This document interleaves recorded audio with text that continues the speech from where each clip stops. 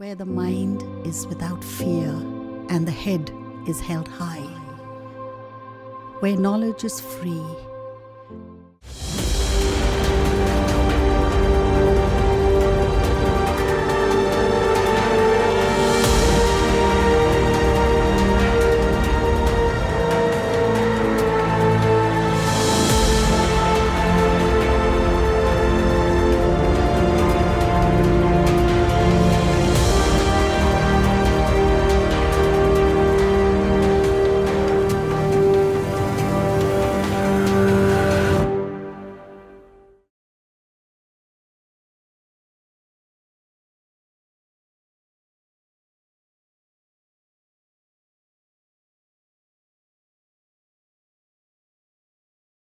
প্রিয় ছাত্রছাত্রী, আবার আজকে তোমাদের সামনে এসে উপস্থিত হয়েছি দ্বাদশ শ্রেণীর দর্শন নিয়ে।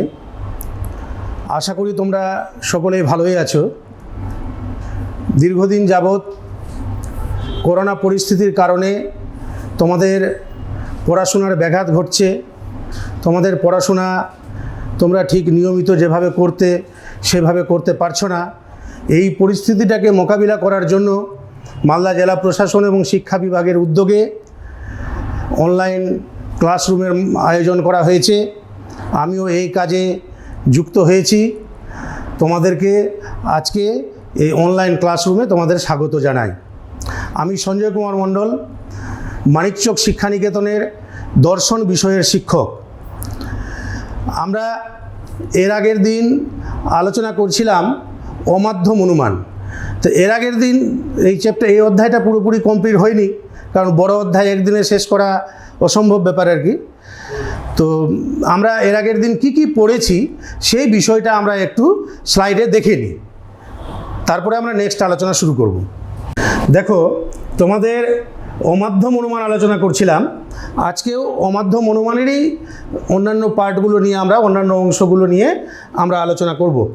তো এর আগের দিন যতটা আলোচনা করেছিলাম আমরা একটু দেখে নিই কী আলোচনা করেছিলাম। অমাধ্যম অনুমান কাকে বলে, মাধ্যম অনুমান কাকে বলে, অমাধ্যম এবং মাধ্যম অনুমানের সাদৃশ্য আলোচনা করেছিলাম। মনে পড়ছে এগুলো? তো তোমরা নিশ্চয়ই এগুলো পড়েছো বাড়িতে ভালো করে।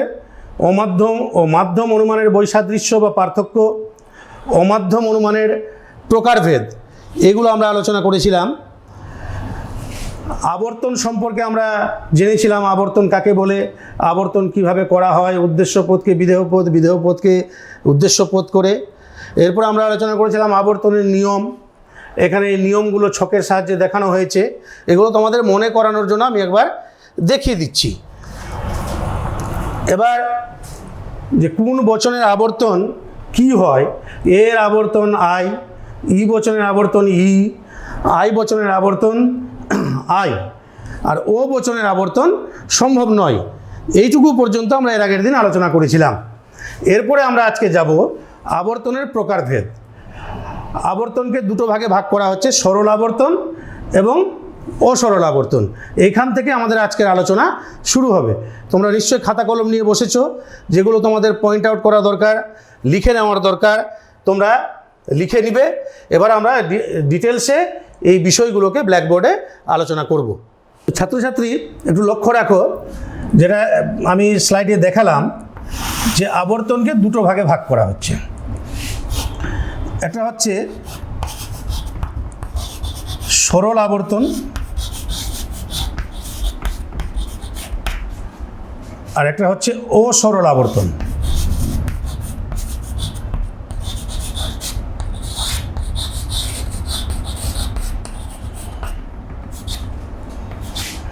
সরল আবর্তন আর অসরল আবর্তন। তো প্রথমে আমাদের জানতে হবে যে সরল আবর্তনটা কি। তো সরল আবর্তন হচ্ছে, যে আমি একটু লিখে দিই, তোমরা পারলে লিখে নিবে আর কি। সরল আবর্তনটা যে আবর্তনে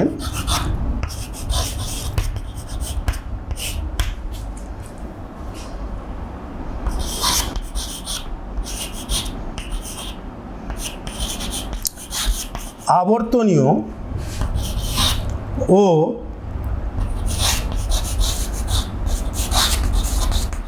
আবর্তিত বচনের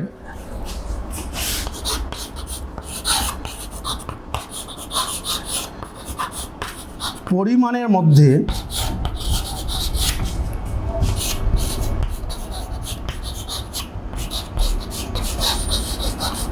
কোনো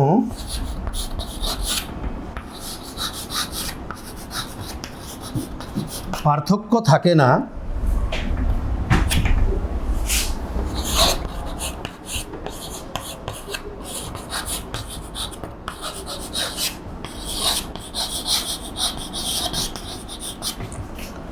তাকে সরল আবর্তন বলে। কি বললাম তাহলে? যে আবর্তনে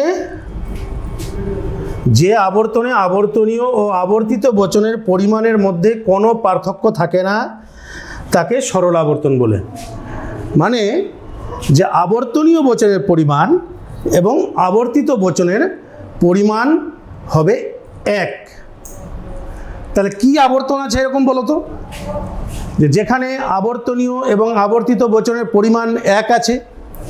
তোমরা একটু মনে করো, দেখবে যে আবর্তন যে করা হয়েছিল, তো ই বচনের আবর্তন ই বচনের আবর্তন করা হয়েছিল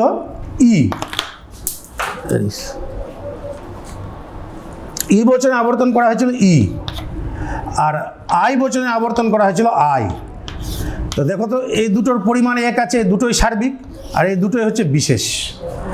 তো ই বচন এবং আই বচনের আবর্তন হচ্ছে সরল আবর্তন, কারণ দুটোরই পরিমাণ হচ্ছে এক। আশা করি বুঝে গেছ।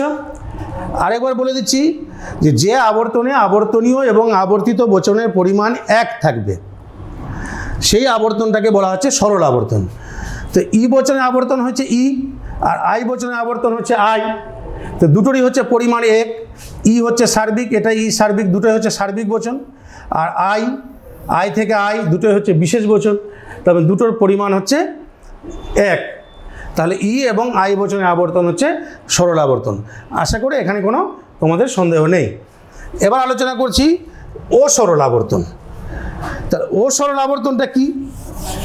এই সংজ্ঞাগুলো তোমরা লিখে নিবে, নোট আউট করে নিবে। যে আবর্তনে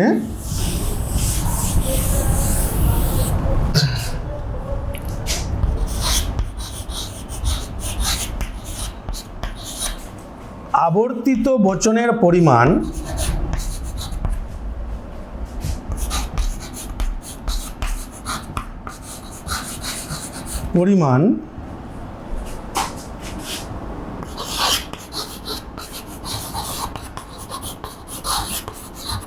আবর্তনীয় বচনের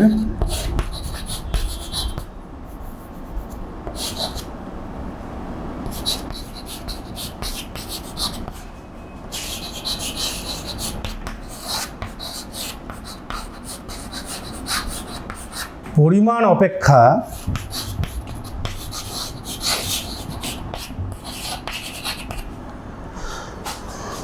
সংকীর্ণতর হয়, তাকে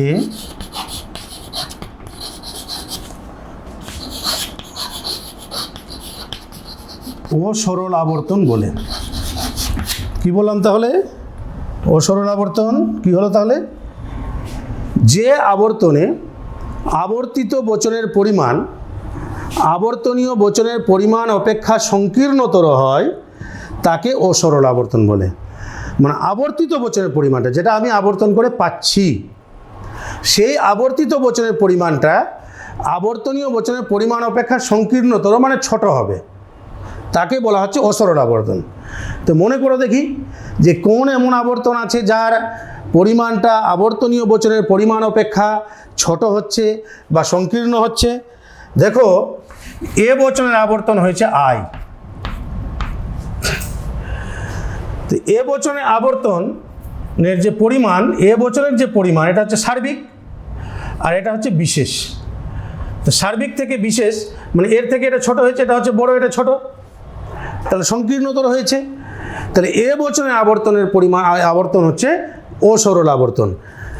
আর ও বচনের যেহেতু আবর্তন সম্ভবই হয় না, সেই কারণে এটা কোনো দলেই পড়ছে না, সরল আবর্তন এবং অসরল আবর্তন কোনো দলেই পড়ছে না, কারণ ও বচনে আবর্তন সম্ভব হয় না বলে। তাহলে কি হলো? তাহলে সরল আবর্তন কি? সরল আবর্তন কোন কোন বচনকে সরল আবর্তন? ই বচন এবং আই বচনের সরল আবর্তন সম্ভব, আর এ বচনের অসরল আবর্তন সম্ভব। ক্লিয়ার হয়েছে? বুঝতে পেরেছ?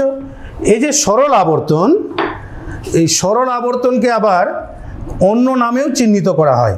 যেমন ধরো সম আবর্তন। সম আবর্তন যদি বলে তাহলে সেটা সরল আবর্তনই বুঝাবে। যদি বলা হয় অসীমায়িত আবর্তন, অসীমায়িত আবর্তন, তাহলে কিন্তু এটা সরল আবর্তন বুঝবে। ধরো কোশ্চিন দিয়ে দিল তোমাকে যে সম আবর্তন কাকে বলে বা অসীমায়িত আবর্তন কাকে বলে, তাহলে ওটা সরল আবর্তন লিখলেই হবে। কারণ সরল আবর্তন বলতেই সম আবর্তন এবং অসীমায়িত আবর্তনকে বোঝায়। একই রকমভাবে অসরল আবর্তনকে বলা হয় অসম আবর্তন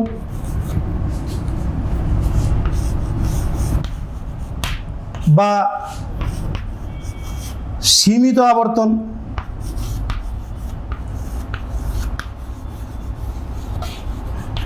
বা সীমাবদ্ধ আবর্তন।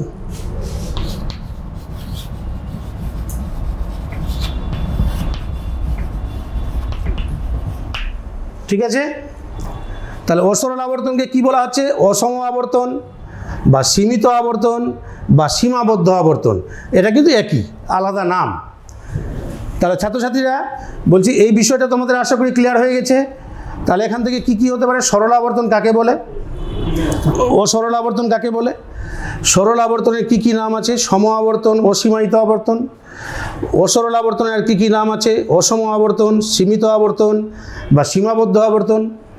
কোন কোন বচনে সরল আবর্তন করা সম্ভব? ই বচন এবং আই বচন। আর কোন বচনে অসরল আবর্তন হয়? এ বচনের। তো এইটুকুটা ক্লিয়ার হয়ে গেছে তোমাদের। এরপরে দেখো যে যদি এখান থেকে প্রশ্ন আসে যে সরল আবর্তন এবং অসরল আবর্তনের মধ্যে দুটো পার্থক্য লেখো। সরল আবর্তন এবং অসরল আবর্তনের মধ্যে পার্থক্য, দুটো পার্থক্য লেখো। তাহলে কি কি লিখবো? তাহলে আমি একটু মনে করো তো কি হতে পারে? সরল আবর্তনে আবর্তনীয় এবং আবর্তিত বচনের পরিমাণের মধ্যে কোনো পার্থক্য থাকে না, 1 নম্বর পার্থক্য।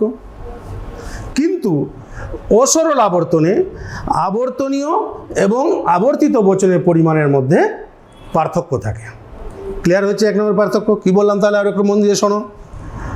সরল আবর্তনে কি হয়?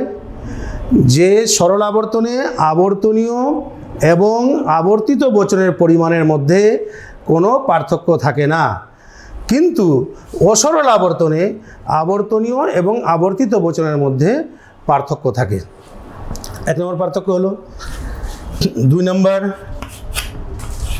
নম্বর বলে দিচ্ছি যে ই এবং আই বচনের সরল আবর্তন সম্ভব, কিন্তু এ বচনের অসরল আবর্তন সম্ভব। ক্লিয়ার হয়ে গেছে? তাহলে যদি বলে যে সরল আবর্তন এবং অসরল আবর্তনের দুটো পার্থক্য, তাহলে তোমরা লিখতে পারবে, কোনো অসুবিধা নেই। এবার আমরা তাহলে পরবর্তী আলোচনায় যাচ্ছি। এখানে একটা প্রশ্ন আসে আর কি, এবং প্রশ্ন হওয়াটাও স্বাভাবিক, তোমাদের মনেও প্রশ্ন জাগতে পারে যে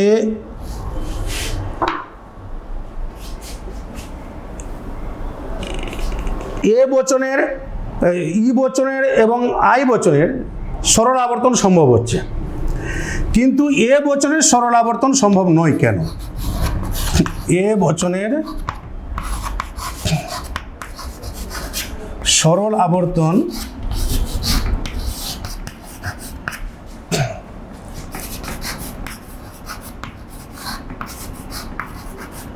সম্ভব নয় কেন?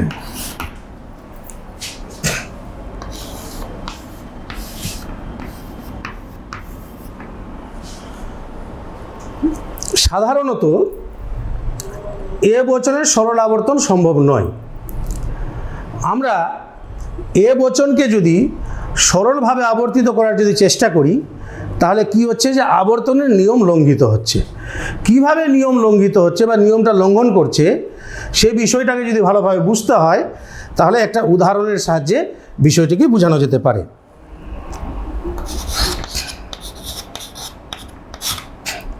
একটা উদাহরণ নিই। সকল কবি হয় মানুষ, এটা আবর্তনীয়।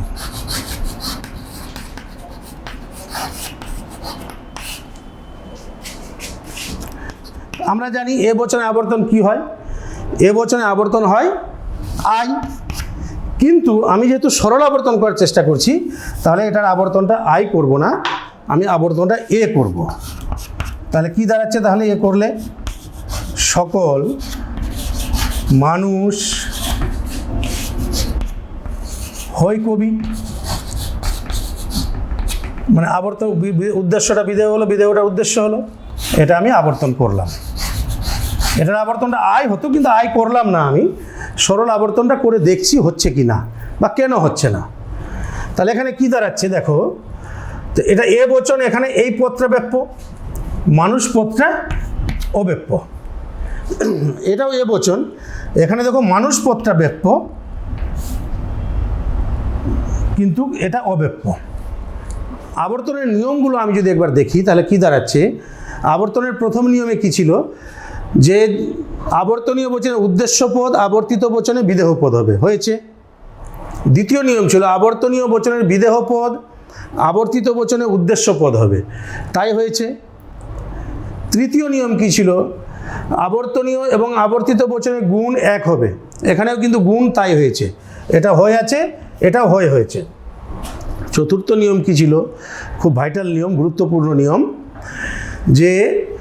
যে পদ আবর্তনীয় বচনে ব্যাপ্য হবে না, সেই পদ আবর্তিত বচনে ব্যাপ্য হতে পারবে না।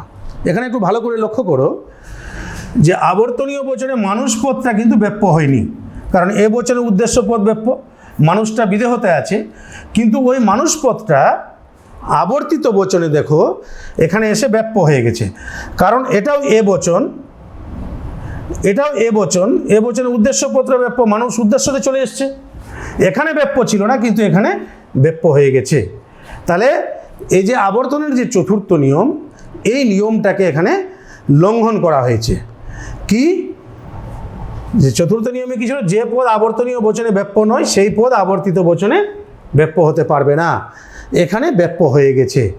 কাজেই এ বচনের দেখা গেল যে এ বচনের সরল আবর্তন সম্ভব নয়। তবে কিছু কিছু ক্ষেত্রে, কতকগুলো ক্ষেত্রে এ বচনের সরল আবর্তন সম্ভব। কোন ক্ষেত্রে এ বচনের সরল আবর্তন সম্ভব, যে সমস্ত ক্ষেত্রে এ বচনের উদ্দেশ্য এবং বিদেহ পদ সমবিস্তার সম্পন্ন হবে, সমবিস্তার সম্পন্ন, সমবিস্তার সম্পন্ন হবে, মানে উদ্দেশ্য পদ এবং বিদেহ পদের ব্যাপকতা সমান থাকবে। মানে যে সমস্ত ক্ষেত্রে এ বচনে উদ্দেশ্য এবং বিদেহ পদ দুটোই ব্যাপ্য হবে। তোমরা যখন ব্যাপ্যতা পড়েছিলে বচনের অধ্যায়ে, দেখেছিলে যে এ বচনে উদ্দেশ্য পদ ব্যাপ্য, বিদেহ পদ অব্যাপ্য, কিন্তু কিছু কিছু ক্ষেত্রে এ বচনে উদ্দেশ্য পদ এবং বিদেহ পদ দুটোই ব্যাপ্য হয়।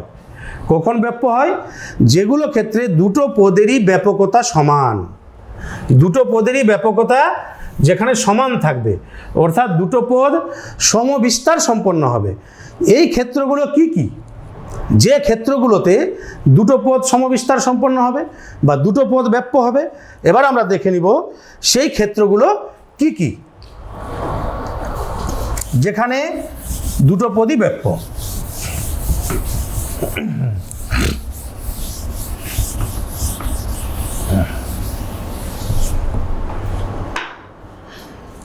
এক নম্বর ক্ষেত্র, এ বচন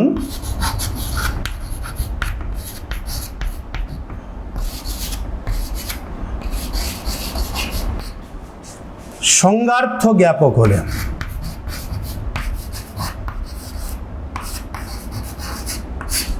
এ বচন যদি সংজ্ঞার্থ জ্ঞাপক হয় তাহলে এ বচনে দুটো পদই ব্যাপ্য হবে। এইগুলো তোমরা একটু ব্যাপ্যতার দিকটা লক্ষ্য করলে একটু বুঝতে পারবে আর কি।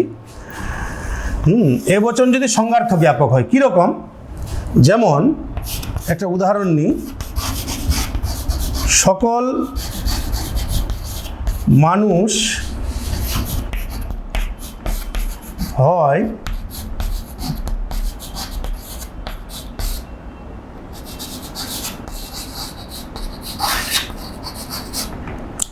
বিচার বুদ্ধিশীল জীব।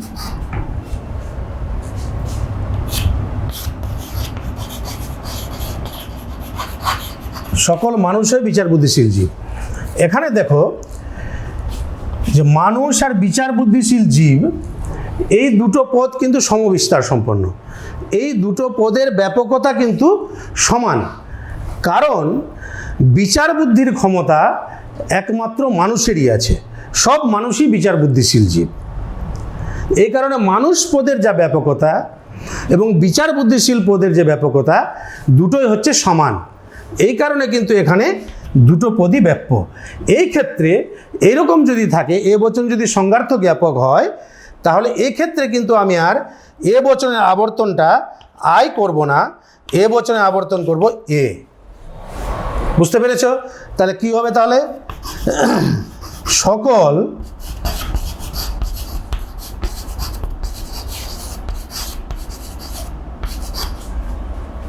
বিচার বুদ্ধিশীল জীব হয় মানুষ।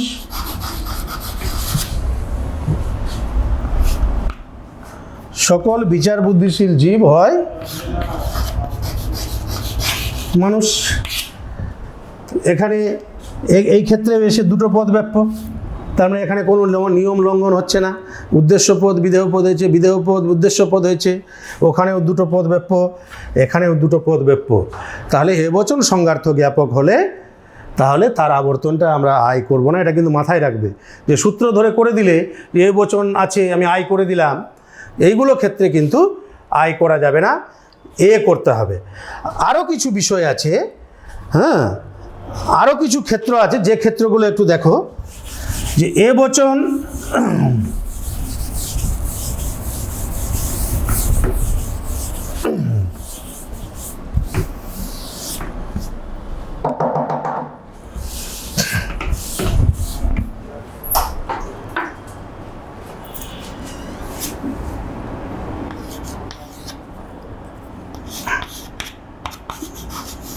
এ বচনে বিদেহ পদ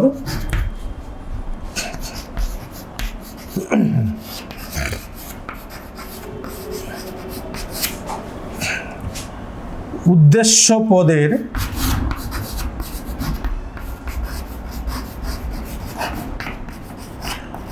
সমার্থক হলে, বিদেহ পদ উদ্দেশ্য পদের সমার্থক হলে, মানে বিদেহ পদ এবং উদ্দেশ্য পদ যদি একই অর্থ প্রকাশ করে। যেমন একটা উদাহরণ নিই, সকল গাছ হয় উদ্ভিদ।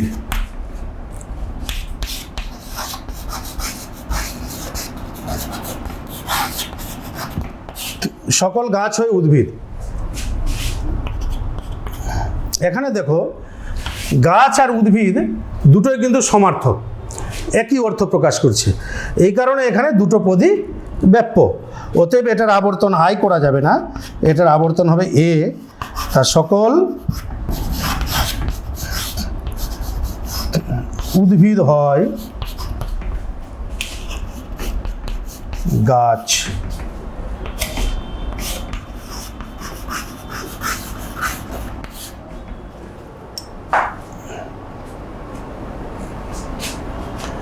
ঠিক আছে? তাহলে এখানেও তাহলে কি হচ্ছে? দুটো ব্যাপ্য। তাহলে এটার আবর্তন এ বচনে আবর্তন হবে এ।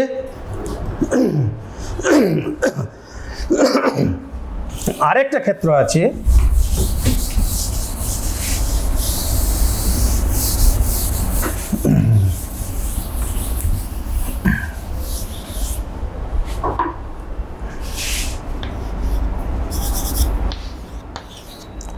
এ বচনে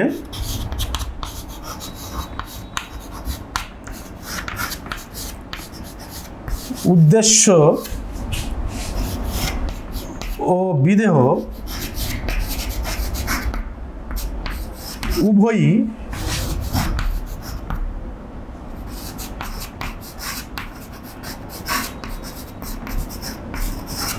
নির্দিষ্ট বিশিষ্ট পদ হবে।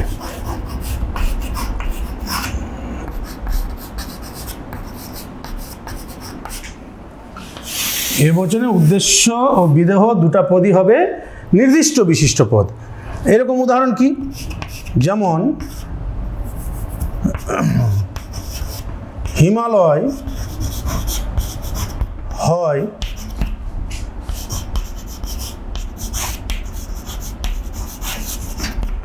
পৃথিবীর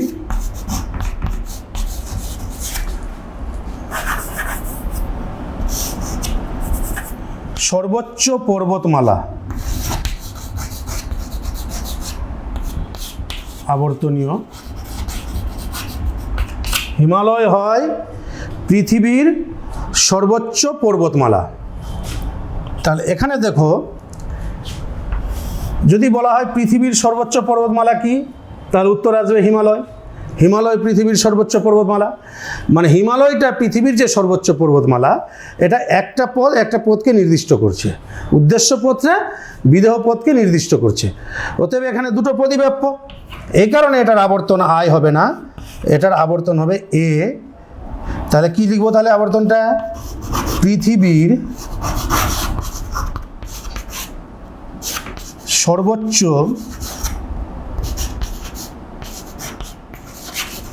পর্বতমালা হয়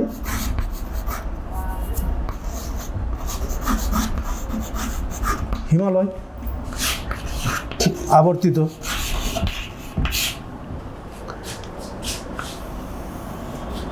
এখানেও দুটো পদ ব্যাপ্য। এরকম উদাহরণ আরও আছে। যেমন ধরো রবীন্দ্রনাথ হন গীতাঞ্জলি রচয়িতা। যেমন ত্রিভুজ হয় 3 বাহু বিশিষ্ট সমতলিক ক্ষেত্র, সকল প্রাণী হয় জীব। এই ধরনের যে উদাহরণ, এই উদাহরণগুলোতে দুটো পদই ব্যাপ্য হচ্ছে। অতএব এইগুলো ক্ষেত্রে আমরা এ বচনে আবর্তন এ করব না, আমরা এ বচনে আবর্তন করব, এ বচনে আবর্তন আয় করব না, এ বচনে আবর্তন করব এ। তাহলে বিষয়টা আশা করি ক্লিয়ার হয়েছে। যদি তাহলে প্রশ্ন আসে, এটা প্রশ্ন আসলে 4 নম্বরের প্রশ্ন আসে, এ বচনে সরল আবর্তন সম্ভব নয় কেন, তাহলে কিভাবে উত্তর লিখবে? আশা করি বুঝে গেছো। আমি একটু শর্ট করে বলে দিই একটু আরও, যে কী হবে তাহলে। যে সাধারণত ক্ষেত্রে এ বচনের সরল আবর্তন সম্ভব নয়, কারণ এ বচনকে যদি সরল আবর্তন করা হয় তাহলে আবর্তনের নিয়মগুলো লঙ্ঘন করা হয়। এই কারণে এ বচনের সরল আবর্তন সম্বন্ধে একটা উদাহরণ নিয়ে বিষয়টাকে দেখিয়ে নিবে কীভাবে লঙ্ঘন করা হচ্ছে।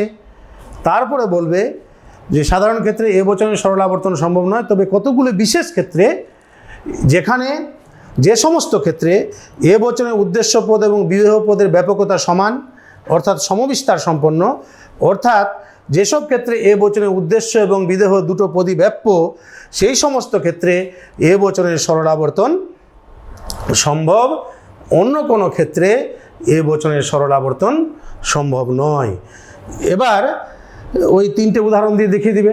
এ বচন সংজ্ঞার্থ জ্ঞাপক হলে, এ বচন বিদেহ পদ উদ্দেশ্য পদে সমার্থক হলে, এ বচনে উদ্দেশ্য বিদেহ উভয়ই নির্দিষ্ট বিশিষ্ট পদ হলে এ বচনের সরল আবর্তন সম্ভব।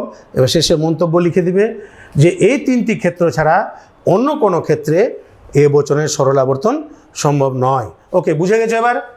এই প্রশ্নটা তাহলে তোমাদের কোনো অসুবিধা হওয়ার কথা নেই, বই থেকে আরও একটু ভালো করে পড়ে নিবে আর কি। এরপরে আমরা নেক্সট আলোচনায় চলে যাচ্ছি আর কি।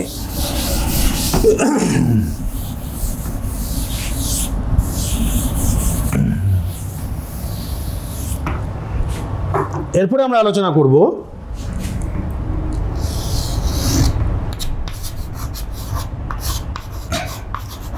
ও বচনের আবর্তন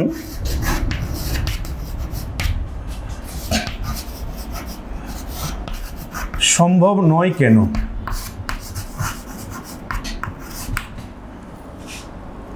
এগুলো কিন্তু ছোট ছোট প্রশ্নগুলো কিন্তু আসে। ও বচনে আবর্তন সম্ভব নয় কেন? আমরা আবর্তন যেদিন করছিলাম, আবর্তন করার সময় এর আগের ক্লাসে দেখেছিলাম যে এ বচনের আবর্তন হচ্ছে আই, ই বচনের আবর্তন হচ্ছে ই, আই বচনের আবর্তন হচ্ছে আই, ও বচনের আবর্তন সম্ভব নয়। তো এই যে ও বচনের আবর্তন কেন সম্ভব নয়, এটা পরীক্ষায় একটা প্রশ্ন চলে আসলো, তখন কিভাবে উত্তর দিবে আর কি। এবার আমরা কি করব তাহলে? প্রথমে লিখব যে ও বচনকে আবর্তন করা যায় না। ও বচনকে আবর্তিত করার যদি চেষ্টা করি আমরা, ও বচনকে আবর্তন করা যায় না, তো ও বচনকে যদি আমরা আবর্তন করি তাহলে কি দাঁড়াতে পারে? যেমন একটা উদাহরণ নিই, যে কোনো কবি নয় দার্শনিক।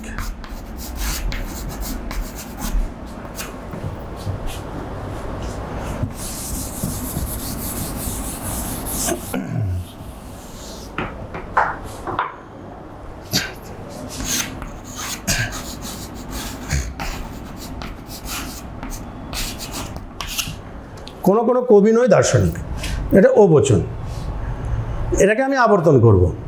তো প্রথমে আমি এটাকে ও বচন করি। ও বচন যদি করি তাহলে কি দাঁড়াবে, যে কোনো এটা দার্শনিকরা চলে আসবে এদিকে, কোনো দার্শনিক নয় কবি, আবর্তিত। ও বচনের আবর্তনটাকে ও করলাম। তাহলে কি হলো এখানে? দেখো তো, এখানে এটা ব্যাপ্য নয়, এটা ব্যাপ্য, আর এখানে এটা ব্যাপ্য নয়, এটা ব্যাপ্য, কারণ ও বচনে বিদেহ পদ ব্যাপ্য হয়। দেখো, প্রথম নিয়মটা উদ্দেশ্যটা বিদেহ হয়েছে, ঠিক আছে। দ্বিতীয় নিয়ম বিদেহটা উদ্দেশ্য হয়েছে, ঠিক আছে। তৃতীয় নিয়ম গুণ এক আছে, এখানে নয় আছে, এখানেও নয় আছে। চতুর্থ নিয়মটা এখানে লঙ্ঘন হয়েছে, চতুর্থ নিয়মকে এখানে মানা হয়নি। কেন হয়নি? যে দেখো একটু ভালো করে লক্ষ্য করে, যে এখানে কবি এখানে ব্যাপ্য হয়নি, কিন্তু এখানে এসে ব্যাপ্য হয়ে গেছে, তাহলে এই নিয়মটা মানলো না। তাহলে ও বচনে আবর্তন ও হচ্ছে না। তার মানে আমি যদি ও বচনে আবর্তন যদি আমি ও করি তাহলে ও হলো না, তাই তো? তাহলে এবার যদি আমি ই করি আর কি, ও বচনের আবর্তনকে ই যদি করি, তো কোনো দার্শনিক নয় কবি। তাহলে ই বচনে কি হচ্ছে দেখো, ই বচনে উভয় পদ ব্যাপ্য, এখানে ব্যাপ্য হয়ে যাচ্ছে, এখানেও কিন্তু ওই একই জিনিসই ঘটছে, চতুর্থ নিয়মটা লঙ্ঘন করছে আর কি। যে চতুর্থ নিয়মে বলা আছে, যে পদ আবর্তনীয় বচনে ব্যাপ্য হবে না সেই পদ আবর্তিত বচনে ব্যাপ্য হতে পারবে না, এই নিয়মটা। আরেকটা কি হচ্ছে, যে আবর্তিত বচন বলা হয়েছে কখনোই আবর্তনীয় বচন অপেক্ষা বেশি ব্যাপক হবে না, এখানে বেশি ব্যাপক হয়ে যাচ্ছে, এখানে কোনো আছে, এখানে কোনো আছে। তাহলে ও বচনে আবর্তন আমি যদি ই করি তাহলে ইও হচ্ছে না, তাই তো? এবার অন্য কোনো আবর্তন করা যায় কিনা? এবার ও বচনে আবর্তন আমি যদি এ বচন করি, ধরে নাও, তাহলে এ বচনের গুণটা কি হচ্ছে, হয়ে যাবে, কারণ সদর্থক বচন এ বচন। তাহলে এখানে কি হচ্ছে, তৃতীয় নিয়মটা লঙ্ঘন হয়ে যাচ্ছে। তৃতীয় নিয়মে বলা আছে আবর্তনীয় বচন এবং আবর্তিত বচন দুটো বচনে গুণের কোনো পরিবর্তন করা যাবে না, দুটো বচনের গুণ এক থাকবে, কিন্তু এখানে গুণের পরিবর্তন হয়ে যাচ্ছে। তাহলে কি দাঁড়াচ্ছে, ও বচনে আবর্তন যদি আমি এ করি তাহলে এও হচ্ছে না। এবার ও বচনে আবর্তন যদি আমি আই করি, আই করলে কি হবে? আই করলেও কিন্তু একই জিনিস হবে, আই বচনের গুণ কিন্তু হয়, এখানেও কিন্তু গুণের নিয়মটা লঙ্ঘন করছে, তাহলে আই বচনও হচ্ছে না।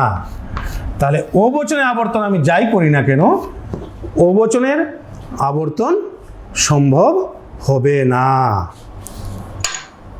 ঠিক আছে, ক্লিয়ার হলো? তাহলে বুঝতে লিখতে পারবে। তাহলে যদি পরীক্ষায় আসে ও বচনে আবর্তন সম্ভব নয় কেন, তাহলে পরিষ্কার এটা উদাহরণ দিয়ে লিখতে পারবে। প্রথমে বলে দিবে যে ও বচনে আবর্তন সম্ভব নয়, কারণ ও বচনকে আবর্তিত করার চেষ্টা করলে আবর্তনের নিয়মগুলো লঙ্ঘিত হচ্ছে।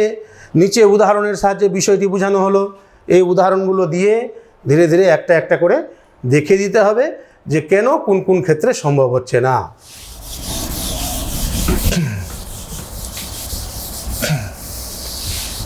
এবার তবে এখানে একটা প্রশ্ন আছে যে একটা বিশেষ ক্ষেত্র আছে যেখানে ও বচনে আবর্তন সম্ভব আছে। যদি প্রশ্ন আসে এমন কোনো বিশেষ পদ্ধতি আছে যার দ্বারা ও বচনে আবর্তন সম্ভব, কোনো বিশেষ পদ্ধতির দ্বারা, উত্তরটা প্রশ্নটা লিখি, কোনো বিশেষ পদ্ধতির দ্বারা ও বচনের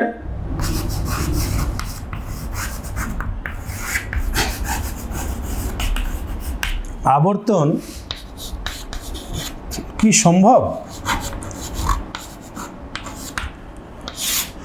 সাধারণ ক্ষেত্রে ও বচনে আবর্তন সম্ভব নয়, যেটা আমরা একটু আগে দেখলাম। কারণ ও বচনে আবর্তন করার চেষ্টা করলে কোথাও তৃতীয় নিয়ম লঙ্ঘিত হচ্ছে, কোথাও চতুর্থ নিয়ম লঙ্ঘিত হচ্ছে। তো এমন কোনো পদ্ধতি আছে কি? কোনো কোনো যুক্তিবিজ্ঞানী একটা বিশেষ পদ্ধতির কথা বলেছেন, সেই পদ্ধতিতে আবর্তন করা যেতে পারে। সেটাকে বলা হয় নিষেধমূলক আবর্তন।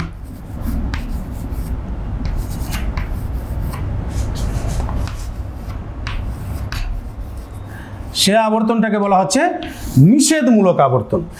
কীরকম নিষেধমূলক আবর্তন? যে আবর্তনীয় বচনের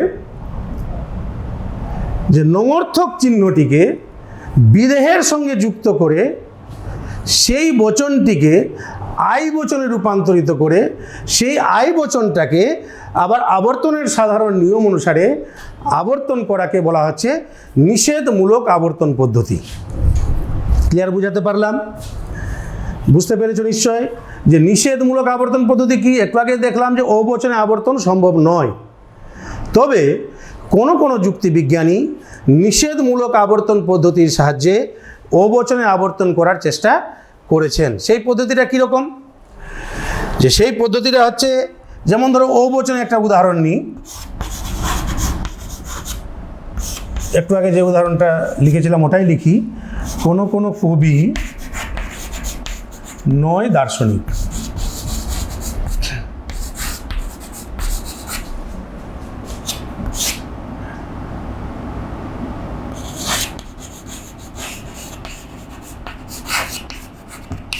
কোনো কোনো কবি নয় দার্শনিক।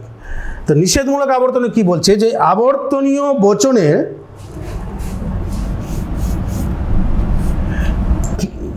যে নঙর্থক চিহ্ন নয়, এই নঙর্থক চিহ্নটাকে কি করছে? বিদেহের সঙ্গে যুক্ত করে দিচ্ছে।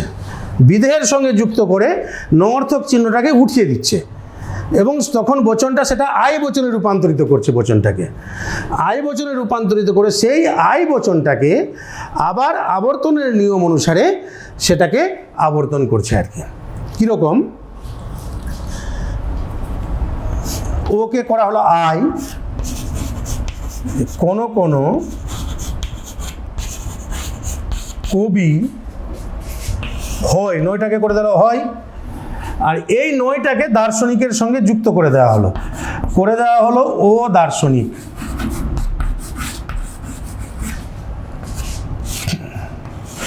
এটাও আবর্তনীয়, কারণ আবর্তন এখনো হয়নি, ও দার্শনিক করে দেওয়া হলো। দেখো এই নটাকে ওয়ে পরিণত করে দেওয়া, মানে দার্শনিক নয়। ও শব্দের অর্থ হচ্ছে না, ও শব্দের অর্থ হচ্ছে না, মানে দার্শনিক নয়। বিষয়টা বোঝা গেল কি? এবার এই যে এখানে আই বচন হয়ে গেল, আমরা জানি আই বচনে আবর্তন হয়। এবার এই আই বচনটাকে আবার আবর্তন করা হচ্ছে। তা আই বচনে আবর্তন কি? আই বচনে আবর্তন হচ্ছে আই। তাহলে কি হচ্ছে? তাহলে কোনো কোনো ও দার্শনিক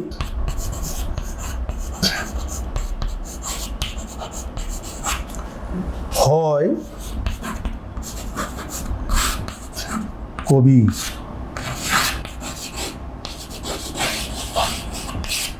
আবর্তিত, দেখো এখান থেকে আবার নিয়মটা ঠিক আছে। কবি বিদেহ উদ্দেশ্য পদ, বিদেহ পদ, এটা বিদেহ পদ উদ্দেশ্য পদ হয়ে গেছে।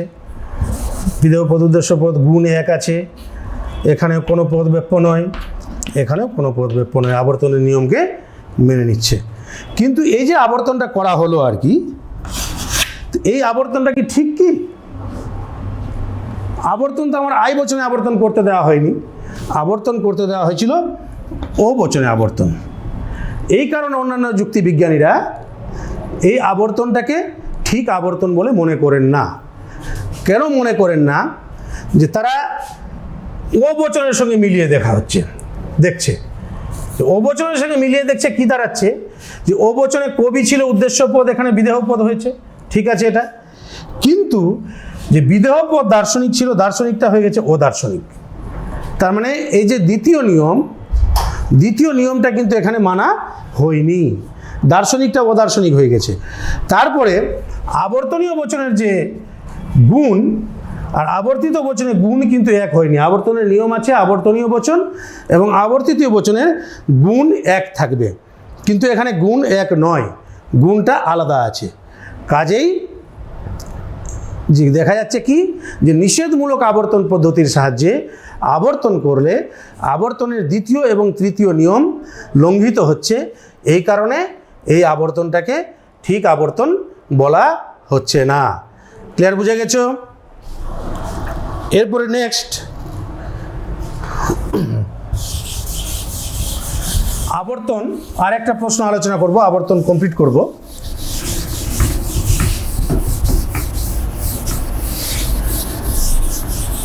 আবর্তনে আরেকটা জিনিস দেখা যায় যে বিপরীত সম্বন্ধ ভিত্তিক আবর্তন। বিপরীত সম্বন্ধ ভিত্তিক আবর্তনটা কি?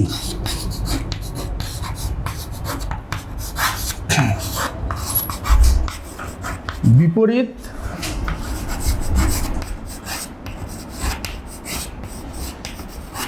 সম্বন্ধ ভিত্তিক আবর্তন।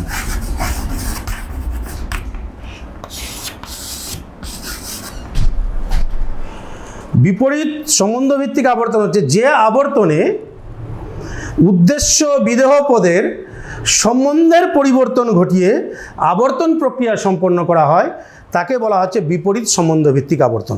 একটু লিখে দিচ্ছি, সংজ্ঞাটা দেখে নাও। যে আবর্তনে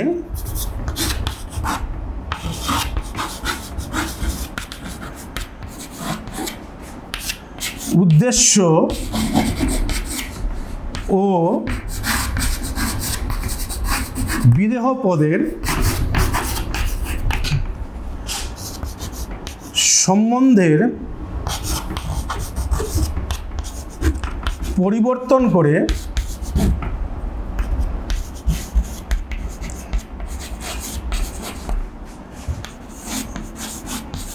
আবর্তন করা হয়,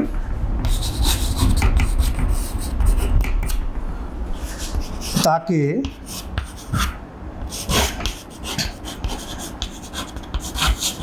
বিপরীত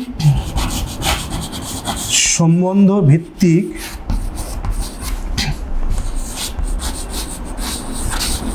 আবর্তন বলে। কি বলা হচ্ছে? উদ্দেশ্য আর বিদেহ পদের সম্বন্ধের পরিবর্তন করে, সম্বন্ধটাকে পরিবর্তন করা হচ্ছে। এই সম্বন্ধের পরিবর্তন করে আবর্তন করা হয়, এই কারণে একে বলা হচ্ছে বিপরীত সম্বন্ধ ভিত্তিক আবর্তন। কীরকমভাবে? যেমন ধরে যদি বলা হয়, যেমন মা ও মেয়ে, মাকে করে দেওয়া হলো মেয়ে। যেমন গুরু ও শিষ্য, যেমন পিতা ও পুত্র, ইত্যাদি। যে সম্বন্ধের পরিবর্তনটা ঘটিয়ে আবর্তন করা হচ্ছে। এরকম উদাহরণ একটা নেওয়া যাক, উদাহরণ দিয়ে আমরা দেখে নিই বিপরীত সম্বন্ধ ভিত্তিক আবর্তনের। যেমন গীতা হয় মিতার মেয়ে।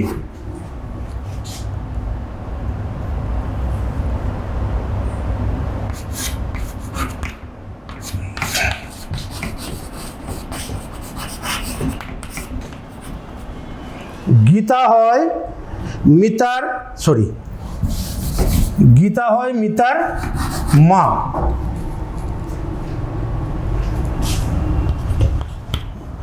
এবার এটাকে আবর্তন কি করছে, যে মিতা হয় বিদেহটাকে উদ্দেশ্য আনছে। এবার গীতা, এটাও উদ্দেশ্যটা বিদেহ হয়ে যাচ্ছে, কিন্তু এখানে হয়ে যাচ্ছে গীতার মেয়ে।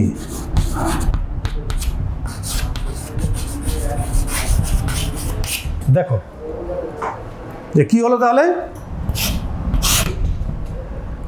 উদ্দেশ্যটা বিদেহ হয়েছে, বিদেহটা উদ্দেশ্য হয়েছে, কিন্তু মাটা হয়ে গেছে মেয়ে। এই সম্বন্ধের পরিবর্তন ঘটলো। তাহলে ক্লিয়ার বোঝা গেল। তাহলে এবার আমরা প্রজেক্টরের মাধ্যমে এর কিছু আর উদাহরণটা দেখে নিই আমরা কিভাবে সম্বন্ধের পরিবর্তন ঘটিয়ে আবর্তনটা হচ্ছে। যে বিপরীত সম্বন্ধ ভিত্তিক আবর্তন, যেটা ওখানে উদাহরণ দিলাম, যে গীতা হয় মিতার মা, মিতা হয় গীতার মেয়ে। এইরকম আরও সিমিলার কিছু উদাহরণ এখানে দেখে নাও। যে দশরথ হন রামচন্দ্রের পিতা, এটাকে কি করছে, রামচন্দ্র হন দশরথের পুত্র। শেক্সপিয়ার হন ওথেলোর স্রষ্টা, ওথেলো হন শেক্সপিয়ারের সৃষ্টি। এই যে সম্বন্ধের পরিবর্তন করেছে। রামকৃষ্ণ হন বিবেকানন্দের গুরু, বিবেকানন্দ হন রামকৃষ্ণের শিষ্য। অশোক হয় অশোকার স্বামী, অশোকা হয় অশোকের স্ত্রী। রামবাবু হন শ্যামবাবুর প্রভু, শ্যামবাবু হন শ্যামবাবুর ভৃত্য, রামবাবুর ভৃত্য। সুস্মিতা হন মধুমিতার মা, মধুমিতা হন সুস্মিতার মেয়ে। তাহলে ক্লিয়ার হলো। তাহলে কিন্তু আমরা এই যে বিপরীত সম্বন্ধ ভিত্তিক আবর্তন, এই বিপরীত সম্বন্ধ ভিত্তিক আবর্তনকে অন্যান্য যুক্তিবিজ্ঞানীরা কিন্তু বৈধ আবর্তন বলে মেনে নেননি। কেন মেনে নেননি? যে তার কারণ হচ্ছে এটাই, যে এখানে উদ্দেশ্য পদটা বিদেহ পদ হচ্ছে, কিন্তু বিদেহ পদটা কিন্তু উদ্দেশ্য পদ ঠিক হচ্ছে না। আর কি হচ্ছে, গুণ এক থাকলেও এখানে শুধু সার্বিক বচন হচ্ছে, এক্ষেত্রে অন্য বচন হচ্ছে না শুধু। আর বিপরীত সম্বন্ধ ভিত্তিক আবর্তনের ক্ষেত্রে আমরা লক্ষ্য করেছি যে এই বিপরীত সম্বন্ধ ভিত্তিক আবর্তন একমাত্র বাস্তব অভিজ্ঞতা থাকলেই কিন্তু এটা সম্ভব। কিন্তু অবরোহ যুক্তিবিজ্ঞানে বাস্তব অভিজ্ঞতার কোনো মূল্য নেই, বস্তুগত ভিত্তির কোনো মূল্য নেই, এখানে আকারগত ভিত্তি হচ্ছে মূল কথা। তাহলে কি বললাম, তাহলে বিপরীত সম্বন্ধ ভিত্তিক আবর্তন কিছু ক্ষেত্রে করা গেলেও এটাকে সব অন্যান্য যুক্তিবিজ্ঞানীরা সব ক্ষেত্রে মেনে নেননি, এটা সঠিক আবর্তন পদ্ধতি নয়। এরপরে আমরা নেক্সট আলোচনা যাব। এরপরে আমরা যেটা নেক্সট আলোচনা করব, বিবর্তন। তাহলে প্রথমে আমরা জানবো যে বিবর্তনটা কি। দেখো, যে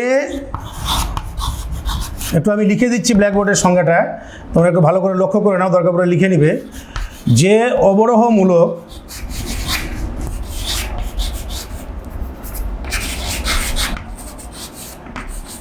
অমাধ্যম অনুমানে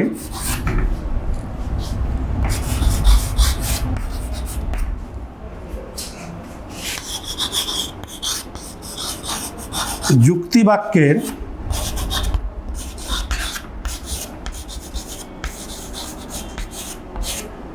উদ্দেশ্যকে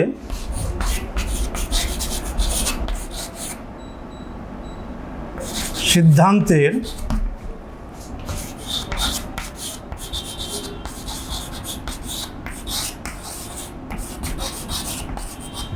উদ্দেশ্য হিসাবে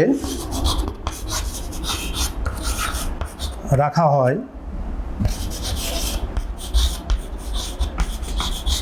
যুক্তিবাক্যের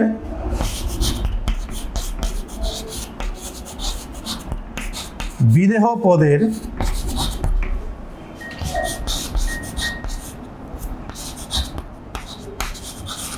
বিরুদ্ধ পদকে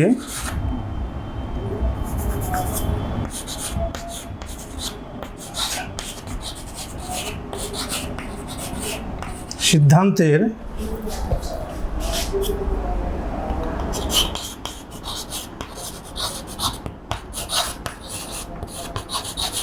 বিধেয় হিসাবে রাখা হয়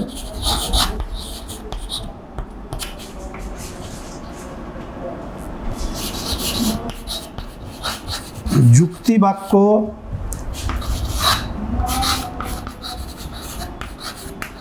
সিদ্ধান্তের মধ্যে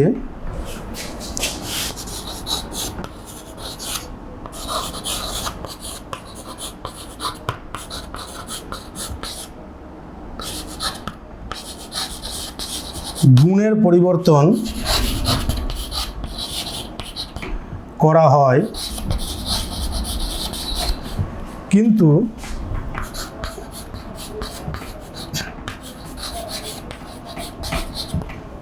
পরিমাণের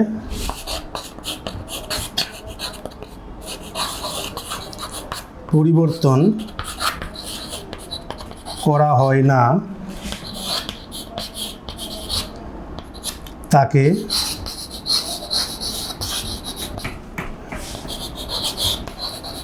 বিবর্তন বলে। ছাত্রছাত্রীরা দেখতে পাচ্ছ নিশ্চয়, একটু সঙ্গেটাকে একটু আর ভালো করে দেখো, একবার আর বলে দিচ্ছি। যে অবরোহমূলক অমাধ্যম অনুমানে যুক্তিবাক্যের উদ্দেশ্যকে সিদ্ধান্তের উদ্দেশ্য হিসাবে রাখা হয়, যুক্তিবাক্যের বিদেহপদের বিরুদ্ধ পদকে সিদ্ধান্তের বিধেয় হিসাবে রাখা হয়, যুক্তিবাক্য সিদ্ধান্তের মধ্যে গুণের পরিবর্তন করা হয় কিন্তু পরিমাণের পরিবর্তন করা হয় না, তাকে বিবর্তন বলে। বুঝতে পেরেছো বিষয়টা কি দাঁড়াচ্ছে এখানে? তাহলে দেখো কি কি কথা বলা হলো এখানে। যে যুক্তিবাক্যের যে উদ্দেশ্য যেটা থাকবে, সেই উদ্দেশ্যটা হবে উদ্দেশ্য, আর বিদেহ পদটা কি হবে? বিদেহ পদটা হবে বিরুদ্ধ পদ। আর কি হবে? গুণের পরিবর্তন হবে, অর্থাৎ গুণ যদি হাঁ হয় তাহলে না হবে, যুক্তিবাক্যে যদি হাঁ হয় তাহলে সিদ্ধান্তে না হবে, আর যুক্তিবাক্য যদি না থাকে তাহলে সিদ্ধান্ত হাঁ হবে।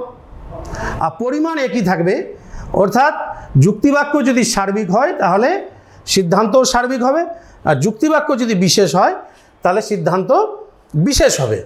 এবার বিষয়টাকে একটু উদাহরণের সাহায্যে একটু দেখে নিই আমরা যে কীরকম।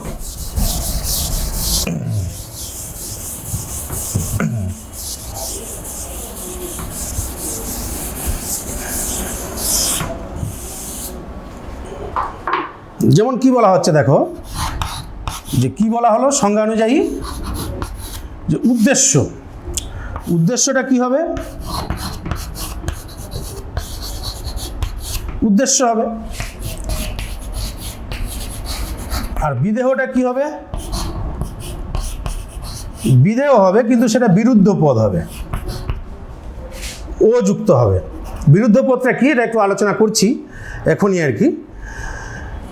আর কি গুণটা কি বলেছে? যদি হয় থাকে তাহলে হবে নয়, আর যদি নয় থাকে তাহলে হবে হয়। এইটুকু পর্যন্ত আমরা সংজ্ঞাতে পেয়েছি আর কি, তাই তো? তাহলে এবার আমরা একটু দেখে নিব, যেমন আরেকটা উদাহরণ নিই। যেমন ধরো, সকল মানুষ হয় মরণশীল।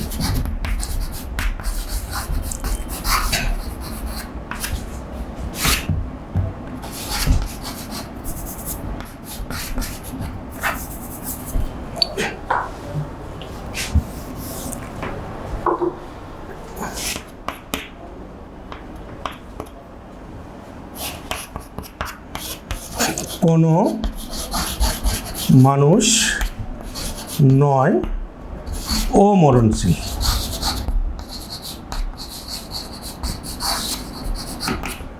দেখো এখানে উদ্দেশ্যপদ বিদেহপদটা বিরুদ্ধ পদ হলো, ও যুক্ত হয়ে, আর গুণটা পরিবর্তন হলো। তো গুণটা যদি পরিবর্তন হয় আর পরিমাণ যদি এক থাকে তাহলে এটা এ থেকে হবে ই। কিন্তু আমরা দেখে নেব, এই যে অমরণশীল হলো, এটা যে বিরুদ্ধ পদ, বিরুদ্ধ পদটা কি?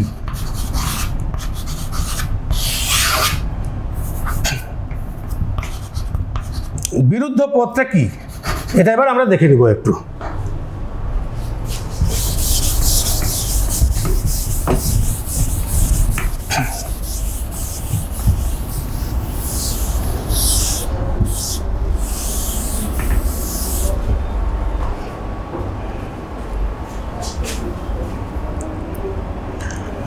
প্রথমে একটু বলে নিই যে পদটা কি বলা হয়, যে উদ্দেশ্য পদ বা বিদেহ পদ, একটা পদ কাকে বলে আর কি। একটা শ্রেণী বা জাতির অন্তর্ভুক্ত সমস্ত ব্যক্তি বা বস্তুকে বলা হচ্ছে একটা পদ। যেমন ধরো মানুষ একটা পদ, যেমন ধরো সৎ একটা পদ, একটা হচ্ছে অমর, এটা হচ্ছে একটা পদ। একটা শ্রেণী বা জাতির অন্তর্ভুক্ত যেমন ধরো বই, টেবিল ইত্যাদি। একটা শ্রেণী বা জাতির অন্তর্ভুক্ত সমস্ত ব্যক্তি বা বস্তুকে বলা হচ্ছে পদ। কিন্তু এখানে বলা হচ্ছে বিরুদ্ধ পদ। বিরুদ্ধ পদ বুঝতে গেলে এখানে মনে রাখতে হবে একটা পদ দুরকম হতে পারে, একটা বিপরীত পদ, একটা বিরুদ্ধ পদ।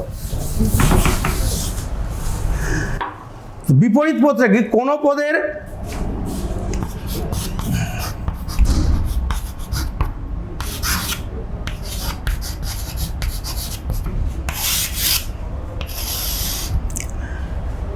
বিপরীত অর্থযুক্ত কোনো পদকে বলা হচ্ছে বিপরীত পদ।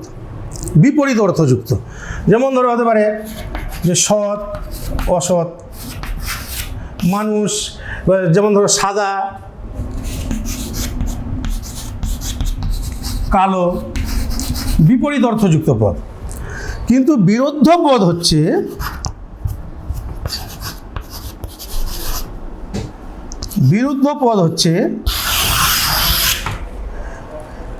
কোনো পদের বা কোনো বিপরীত পদের সমষ্টিকে, কোনো পদের সকল বিপরীত পদের সমষ্টিকে।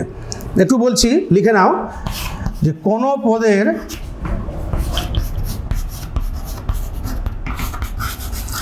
সকল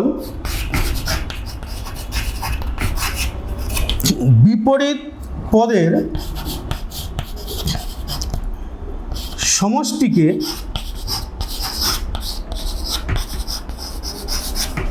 বলা হয় বিরুদ্ধ পদ।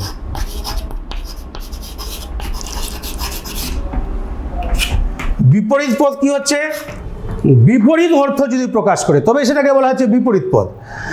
আর কোন পদের সকল বিপরীত পদের সমষ্টিকে, বিপরীত পদ যতগুলো আছে সবটাকে নিয়ে বলা হচ্ছে বিরুদ্ধ পদ। ক্লিয়ার হলো কি বিষয়টা? কি যে কি বললাম, যে বিপরীত পদটা হচ্ছে যে কোনো পদ একটা পদের যদি বিপরীত অর্থ প্রকাশ করে, যেমন ধরো সাদা কালো, তাহলে সেটা হয়ে গেল বিপরীত পদ। কিন্তু বিরুদ্ধ পদ হচ্ছে সকল বিপরীত পদের সমষ্টি। কীরকম একটা উদাহরণ দিয়ে বলি, যেমন ধরো সাদা একটা রং, এর যদি বিপরীত পদ বলা হয় তাহলে কিন্তু কালো আমরা লিখি। কিন্তু রং কি শুধুমাত্র কি কালো আছে? কালোর বাইরে কিন্তু লাল, হলুদ, সবুজ ইত্যাদি রঙগুলো কিন্তু থেকে গেছে আর কি। তার মানে সাদা রং আর কালো রং বাদেও কিন্তু আরও অনেকগুলো রং আছে, মানে কালোর বাইরে আর অনেকগুলো রং থেকে যাচ্ছে। কিন্তু বিরুদ্ধ পদ বোঝানো হবে তখনই রং যে শ্রেণী, এই রং শ্রেণীর অন্তর্ভুক্ত বিরুদ্ধ পদের মধ্যে সমস্ত রঙকে বোঝানো হবে, ওখানে একটাও রং আর বাদ থাকবে না। যেমন ধরো কীরকম, যেমন ধরো সাদাকে, যে সাদার বিরুদ্ধ পদ কিন্তু কালো নয়, সাদার বিরুদ্ধ পদ হচ্ছে অসাদা। তো অসাদা যখনই বলা হলো তাহলে কি বোঝানো হচ্ছে এই অসাদার মাধ্যমে? যে সাদা বাদ দিয়ে যা যা রং আছে, এই অসাদার মধ্যে কিন্তু কালো আছে, লাল আছে, হলুদ আছে, সবুজ আছে, নীল আছে, কমলা আছে, যত রকম রং সমস্ত রঙকে কিন্তু বোঝানো হয়েছে। কিন্তু বিপরীত পদের মাধ্যমে একটা শ্রেণীর সমস্তটাকে বোঝানো হয় না। একই রকমভাবে যদি বলা হয় যে মানুষ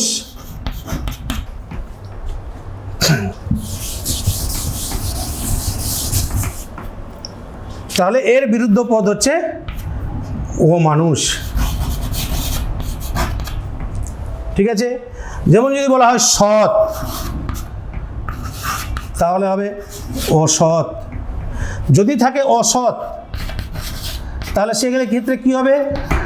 ও অসৎ, তার মানে ও যুক্ত হচ্ছে, তবে ও অসৎ হয়ে গেল। এখানে আবার একটা প্রশ্ন আছে, এই যে এখানে দুটো ও হয়ে গেল, ও অসৎ। তো এখানে একটা নিয়ম আছে, ল অফ ডাবল নেগেশন আর কি। হ্যাঁ, ল অফ ডাবল নেগেশন। এই নিয়ম অনুসারে এই যে দুটো ও, এই দুটো ওকে আমি বাদ দিয়ে দিতে পারি, দুটো না। এই যে ল অফ ডাবল নেগেশন, দুটো না, দ্বি নিষেধক বলা হয় পদ্ধতি আর কি। এই দুটোকে বাদ দিয়ে তখন আমি অসতের বিরুদ্ধ পদটা সৎ করব। ক্লিয়ার হয়েছে তাহলে?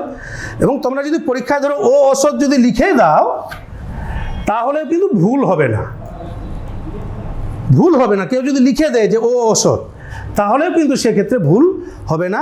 কিন্তু আমি বলবো যে ও অসৎ না লিখে সৎ লিখবে আর কি। তাহলে ক্লিয়ার হয়েছে তাহলে এটুকু, যে বিপরীত পদ কি আর বিরুদ্ধ পদ কি। এবার আমরা যে বিভিন্ন বচনের আবর্তনগুলো কি কি হচ্ছে, সেই আবর্তনগুলো করব। তা আবর্তন করার আগে, সরি ভুল বললাম, আবর্তন না বিবর্তন। তো সেই বিবর্তন করার আগে বিবর্তনের নিয়মগুলোকে আমরা একটু দেখে নিই আর কি।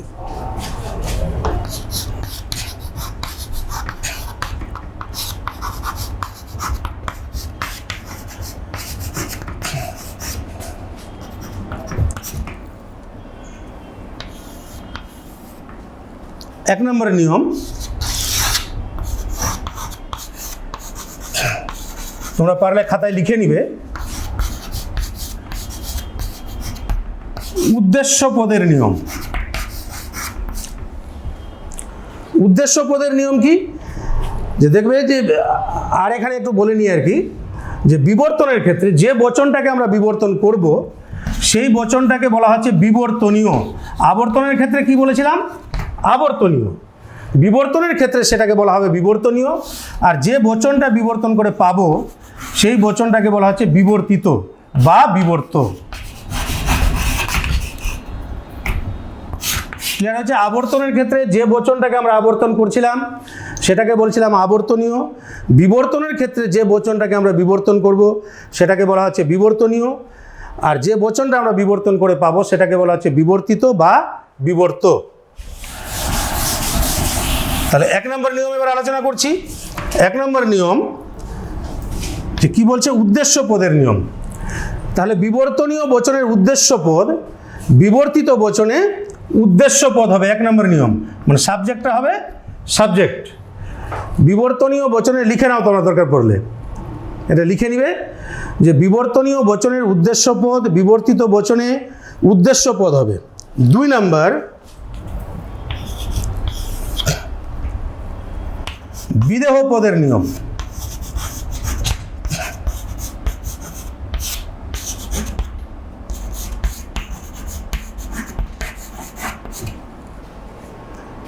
বিদেহ পদের নিয়ম হচ্ছে, বিরুদ্ধ পদ একটু আগে আলোচনা করলাম, যে বিবর্তনীয় বচনের বিদেহ পদের বিরুদ্ধ পদ বিবর্তিত বচনে বিদেহ পদ হবে। আবার বলছি, বিবর্তনীয় বচনের বিদেহ পদের বিরুদ্ধ পদ বিবর্তিত বচনে বিদেহ পদ হবে।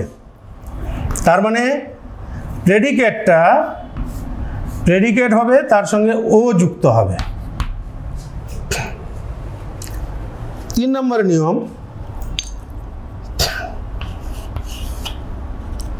হচ্ছে গুণের নিয়ম।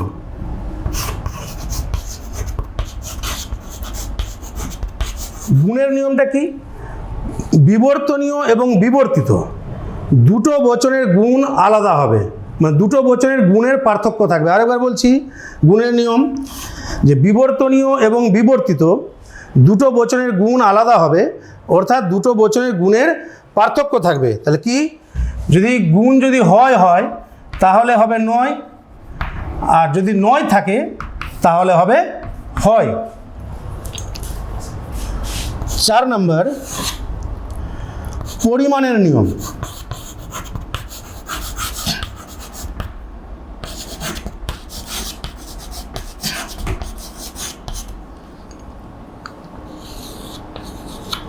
পরিমাণের নিয়মটা হচ্ছে যে বিবর্তনীয় ও বিবর্তিত দুটো বচনের পরিমাণ এক হবে। আরেকবার বলছি যে বিবর্তনীয় এবং বিবর্তিত দুটো বচনের পরিমাণ এক হবে, অর্থাৎ বিবর্তনীয় বচন যদি সার্বিক হয় তাহলে বিবর্তিত বচনও সার্বিক হবে, আর বিবর্তনীয় বচন যদি বিশেষ হয় তাহলে বিবর্তিত বচনও বিশেষ হবে।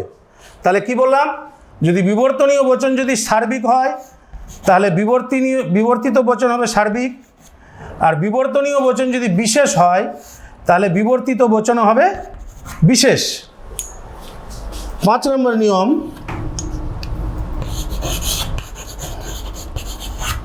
ব্যাপকতার নিয়ম।